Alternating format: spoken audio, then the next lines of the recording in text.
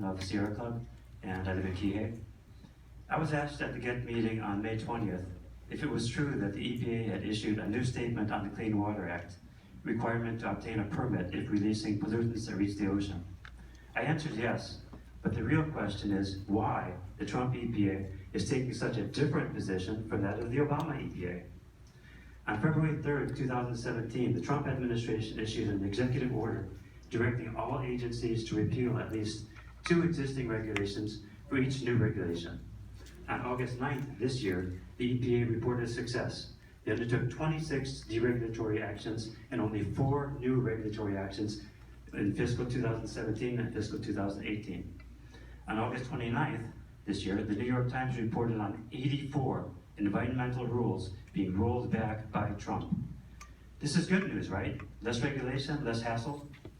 Well, it really depends on if you are a fossil fuel company or other major polluting industry, or if you are a human being or other living thing that breathes air and drinks water.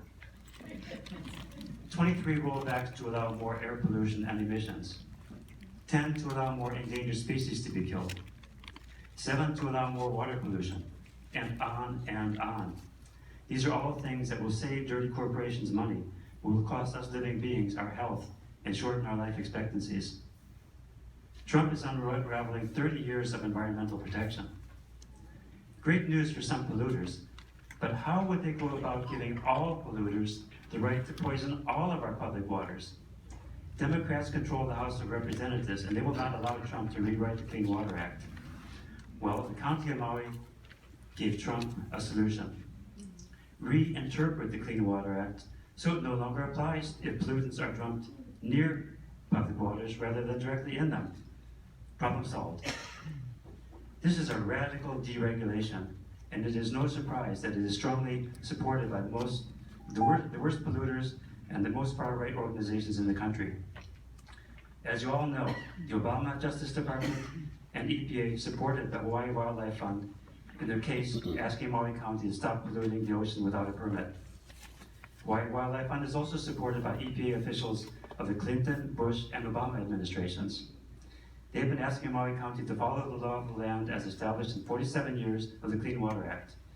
This is not an expansion of the Clean Water Act they're asking for, it is a defense against deregulating it. The Trump administration is not our friend. Let's put our energy and our money into protecting and improving our ocean waters, not into helping Trump and his polluter friends make things even worse for the wai and the kai that we all depend on. And thank you, Mr. Weltman. Mr. Weltman, also, could I get your testimony in writing, as I'd like to find out more about what the Trump administration has done with environmental legislation nationally. Appreciate that. Any members any need to clarify Mr. Weltman's testimony? Chair King? Thank you, Chair, because I was going to ask for a copy of that testimony as well. But do you, what were those numbers again, the rollback? Versus, I know you said they created 4 new regulations and they rolled back.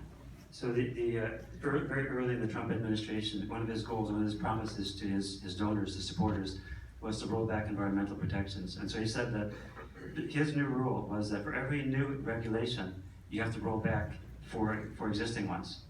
And they've not only done that, they've exceeded their charter because they deregulated 26 things and only implemented 4 new ones in 2 years. What were the implementation of the new ones that they've implemented? I don't have that in front of me now.